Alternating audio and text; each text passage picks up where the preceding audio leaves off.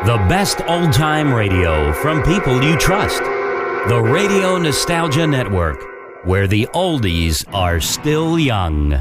In the dream, you are falling, lost in the listening distance, as dark locks in.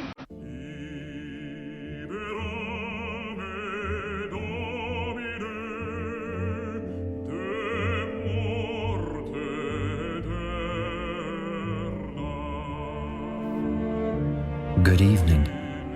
Please, leave the light on. Tonight's vigil is held in the company of Richard Matheson, with his thoroughly nasty little story, Drink My Blood.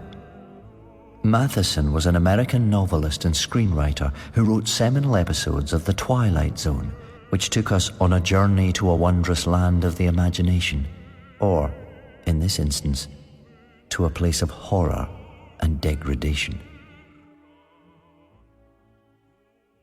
The people on the block decided definitely that Jules was crazy when they heard about his composition. There had been suspicions for a long time. He made people shiver with his blank stare. His coarse, guttural tongue sounded unnatural in his frail body. The paleness of his skin upset many children. It seemed to hang loose around his flesh. He hated sunlight, and his ideas were a little out of place for the people who lived on the block. Jules wanted to be a vampire. His parents were always worried about him. An only child, they discovered his flaws quickly. They thought he was blind until the doctor told them it was just a vacuous stare. He told them that Jules, with his large head, might be a genius or an idiot. It turned out he was an idiot. He never spoke a word until he was 5. Then one night, coming up to supper, he sat down at the table and said, "Death." His parents were torn between delight and disgust. They decided that Jules couldn't have realised what the word meant, but Jules did. From that night on, he built up such a large vocabulary that everyone who knew him was astonished.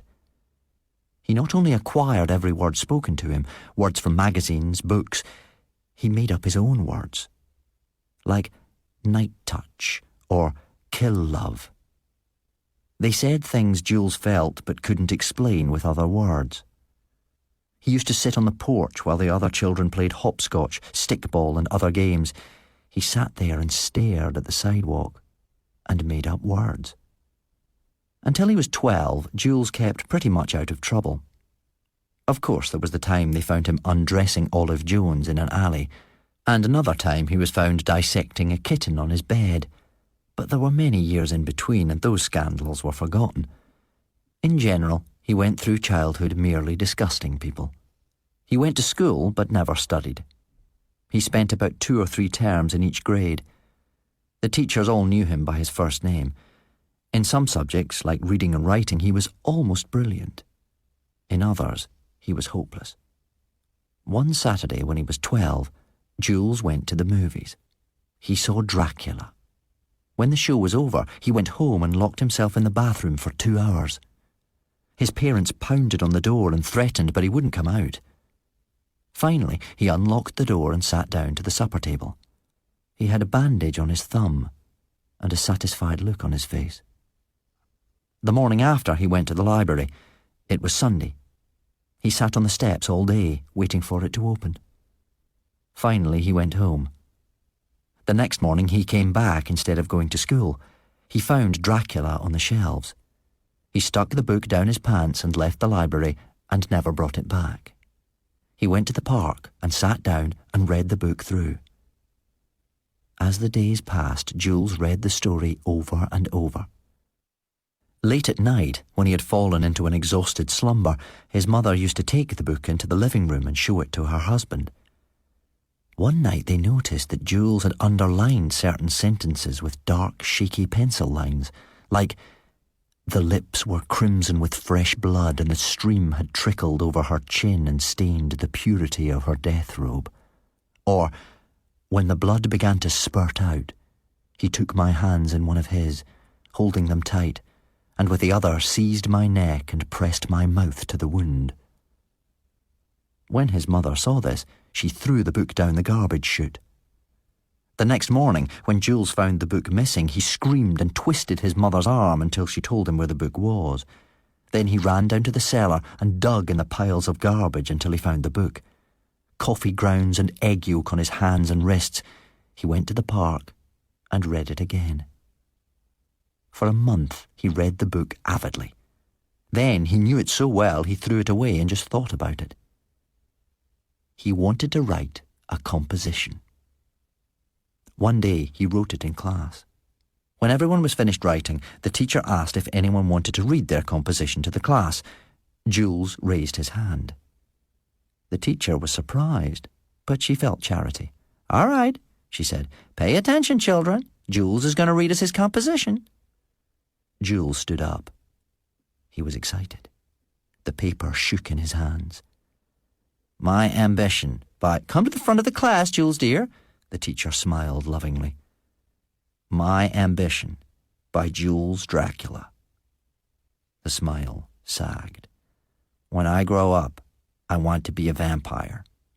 The teacher's smiling lips jerked down and out. Her eyes popped wide. "I want to live forever and get even with everybody and make all the girls vampires. I want to smell of death. Jules, I want to have a foul breath that stinks of dead earth and crypts and sweet coffins." The teacher shuddered. Her hands twitched on her green blotter. She couldn't believe her ears. She looked at the children.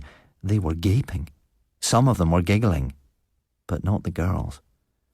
"I want to be all cold and have rotten flesh with stolen blood in the veins." The teacher cleared her throat mightily. "That will be all, Jules. I want to sink my terrible white teeth in my victims' necks. I want them to—" "Jules, go to your seat this instant." "I want them to slide like razors in the flesh and into the veins." The teacher jolted to her feet. Children were shivering. "Then I want to draw my teeth out and let the blood flow easy in my mouth and run hot in my throat." And the teacher grabbed his arm. Jules tore away and ran to a corner. "And drip off my tongue and run out of my lips down my victims' throats. I want to drink girls' blood." The teacher lunged for him. She dragged him out of the corner. He clawed and screamed all the way to the principal's office. "That is my ambition. That is my ambition. That is my ambition." It was grim. Jules was locked in his room. The teacher and the principal sat with Jules's parents. They were talking in sepulchral voices. They were recounting the scene. All along the block, the parents were discussing it. Most of them didn't believe it at first. After that, they watched Jules like a hawk. People avoided his touch and look. Parents pulled their children off the street when he approached. Everyone whispered tales of him. Jules told his mother he wasn't going to school anymore. Nothing would change his mind. He never went again. When a truant officer came to the apartment, Jules would run over the roofs until he was far away from there. Jules wandered the streets searching for something. He didn't know what. He looked in alleys. He looked in garbage cans. He looked in lots. He couldn't find what he wanted. Then, one day in the park, Jules strolled through the zoo. An electric shock passed through him when he saw the vampire bat. From that day on, Jules went daily to the zoo and looked at the bat. He spoke to it and called it the Count. He felt in his heart it was really a man who had changed. Month after month, Jules stared at the bat and talked to it. It became the one comfort of his life, the one symbol of dreams come true.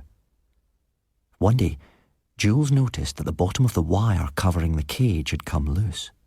He looked around, his black eyes shifting. He didn't see anyone looking. Jules tugged at the wire. It moved a little. Late at night, when he was supposed to be asleep, he would walk barefoot past his parents' room, hurry out, put on his shoes and run to the zoo. Every time the watchman was not around, Jules would tug at the wire. When he had finished and had to run home, he pushed the wire in again. Then no one could tell. All day Jules would stand in front of the cage and look at the Count and chuckle and tell him he'd soon be free again. Then, together, they could go all around and drink girls' blood. One night, Jules pulled the wire out and crawled under it into the cage. It was very dark. He crept on his knees to the little wooden house. He stuck his arm in the black doorway. He jumped when he felt a needle jab in his finger. Jules drew the fluttering, hairy bat to him. He climbed down from the cage with it and ran out of the zoo, out of the park. He couldn't go home. He would have to have a place. He went down an alley and climbed over a fence. He held tight to the bat. He went across a yard into a little deserted shack. It was full of rubble and tin cans and soggy cardboard and excrement.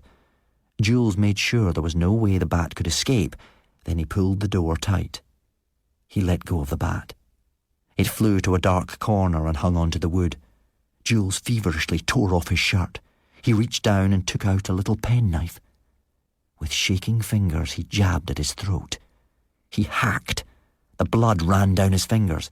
"Count, Count," he cried in frenzied joy. "Drink my red blood. Drink me, drink me." He stumbled over tin cans and slipped and felt for the bat. It sprang from the wood and soared across the shack and fastened itself on the outer side. Tears ran down Jules's cheeks. He gritted his teeth. The blood ran across his shoulders and across his thin, hairless chest. His body shook in fever. He staggered back towards the other side. He tripped and felt his side torn open on the sharp edge of a tin can. His hands went out. They clutched the bat. He placed it against his throat. He sank on his back on the cool, wet earth. He sighed. He started to moan and clutch at his chest. His stomach heaved. The black bat on his neck silently lapped his blood. Jules felt his life seeping away. He thought of all the years past, the waiting, his parents, school, Dracula, dreams, for this sudden glory. Jules' eyes flickered open. The side of the reeking shack swam about him. It was hard to breathe. He opened his mouth to gasp in the air. It was foul. It made him cough. His skinny body lurched on the cold ground. Mist crept away in his brain, one by one like drawn veils. Suddenly his mind was filled with a terrible clarity. He knew he was lying half-naked on garbage and letting a flying bat drink his blood. With a strangled cry, he reached up and tore away the furry, throbbing bat. He flung it away from him. It came back, fanning his face with its vibrating wings. Jules staggered to his feet. He felt for the door. He could hardly see. He tried to stop his throat from bleeding so. He managed to get the door open. Then, lurching into the dark yard, he fell on his face in the long grass blades. He tried to call out for help, but no sounds, save a bubbling mockery of words, came from his lips. He heard the fluttering wings. Then, suddenly, they were gone. Strong fingers lifted him gently. Through dying eyes, Jules saw the tall, dark man whose eyes shone like rubies. "My son," the man said. Tomorrow night, as we're approaching your festive season, I thought I might take you to visit some rather unique carol singers. Until then, sleep well, if you can.